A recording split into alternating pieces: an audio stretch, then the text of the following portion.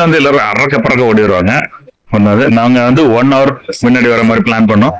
Last மினிட்ல emotions கட்டி பிடிச்சி அழுது வர்றதுக்கு கூட ஒரு 1/2 மணி நேரம் ஆயிட்டு. ஸோ அதுக்கப்புறமும் டிராபிக் மாட்டாம சிக்காம ஒரு 1/2 மணி முன்னாடி வருது. இப்போ ஜஸ்ட் இங்கதான் கப்பிள்ஸ் பாக்குறேன் வந்து அட்டிஜி புரண்டு வந்து ஓடி இழைச்சி கை கால தூக்கிட்டு வீட்டுல இருக்கும்போது பிளான் பண்ணிருக்கலாம். தெரியாது லாஸ்ட் மூமெண்ட்ல வேற ஏதாவது சீக்கிரமா ஒரு பிரச்சனை. ஆஸ் பர் ஷெட்யூல் 1 hour முன்னாடி பிளாட்ஃபார்ம் வந்தாங்க. இங்க வந்துட்டு அழகா டைம் பாஸ் பண்ணலாம், ஒன்றும் பண்ணலாம். But plan that. அதுக்கப்புறம் வந்து எந்த பிளாட்ஃபார்ம்னா தெரியாது, எந்த கொஸ்டின் நம்பர் தெரியாது. அவ்வளவு பறக்கிறவங்க வந்துட்டு அதுக்கப்புறம் போய் மொபைல் பாக்குறாங்க என்ன பிளாட்ஃபார்ம் அப்படின்னு. வெல் பிளான்டா அவங்க எவ்வளவு பணம் வச்சிருக்கோம் முக்கியம் இல்ல, எப்படி வாழ்றோம், கெத்தா வாழுறோம், பிளான் பண்ணி வாழ்றோம், அறக்க பறக்க எல்லாம் வாழ்றோம். இதுதான் நான் பெரிய பெருமையா நினைக்கிறேன். இன்டெலிஜென்டா வாழ்றது.